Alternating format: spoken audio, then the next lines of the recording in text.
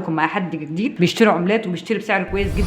السلام عليكم ورحمه الله وبركاته. النهارده يا جماعه جايب لكم فيديو جديد، يا رب يعجبكم. اخباركم ايه؟ يا رب يجعل ايامكم كلها سعيده، يا ربنا يجعل ايامكم كلها سعاده وهنا يا ارحم الراحمين يا رب العرش العظيم. الفيديو النهارده بتاعنا بيتكلم عن ايه؟ عن المليء. جايب لكم عملتين نادرين جدا، واللي معاه العملتين دول معاه فلوس، يعني هيعد فلوس. بس قبل ما يا جماعه ما نبدا، صلوا على النبي، تشجعوا يا جماعه الاشتراك واللايك والكومنتات بتاعتكم، ويا ريت يا جماعه كملوا الفيديو معانا للاخر. على وعد في حاجه في اخر الفيديو تعجبك، اما اتكلم معايا كمل معايا الفيديو للاخر، يفرق معانا كلنا، بيفرق مع اي حد بيقدم محتوى. لما بتخش اول الفيديو تطلع منه، احنا اول حاجه ما بنطولش في الفيديوهات بتاعتنا، بنحب اللي هي مختصره، وبنجيب لك الفايده اللي انت تقدر تستفاد بيها. انت بتستفاد من الحاجات اللي احنا بنقدمها واحنا بنستفاد، ويا رب اي حد قدم اي محتوى يا رب يعجبكم وتستفادوا منه. وشكرا لكم لاي حد بيتابعني، وده كرم منكم ليس امر.